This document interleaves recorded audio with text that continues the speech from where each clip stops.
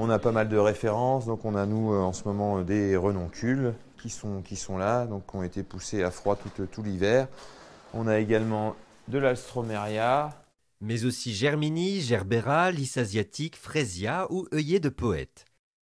Maxime est producteur de fleurs dans le Loir-et-Cher et membre du collectif de la fleur française. Au total, il a amené plus de 2000 tiges pour le concours de ce week-end à Valençay.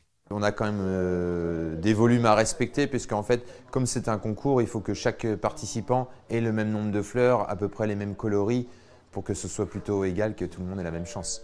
Pour un petit peu montrer à tout le monde, tous les producteurs, tous les fleuristes et tous les acteurs de la filière, qu'on peut faire tout ce qu'on veut avec de la fleur de saison et de fleurs françaises. Toutes fleuristes professionnelles, les 15 candidates seront installées dans l'orangerie en face du château. Elles travailleront uniquement avec des fleurs françaises et de saison, provenant également du Var et de Levroux. Le concours de fleuriste, en général, c'est des épreuves très techniques. On va demander de faire une épaulette, un chapeau à base de fleurs. Voilà. Nous, ici, on a voulu que ce soit beaucoup plus terre à terre, que ce soit la mise en avant du savoir-faire de nos fleuristes en boutique. Donc, les épreuves, c'est d'abord une composition XXL sans mousse florale, du bouquet d'exception, donc un très grand bouquet. Ensuite, on a la pièce de deuil et en dernier lieu, on a l'arche fleurie. Donc on va en fait couvrir toutes les prestations qu'un fleuriste est capable de proposer. Un jury de professionnels du milieu évaluera la créativité, la technicité, l'esthétique générale et les couleurs des compositions, mais ils ne seront pas les seuls. Les visiteurs du château participeront au jury et leurs notes compteront pour la moitié de la note finale.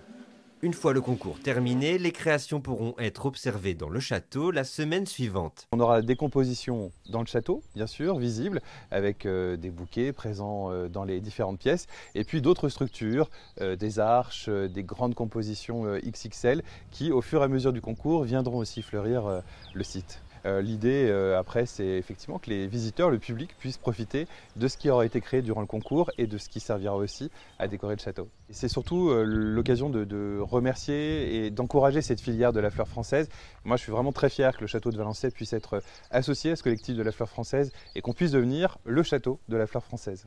Les épreuves commenceront samedi à 10 h et se tiendront sur tout le week-end avant la remise des prix prévue dimanche à 18 h.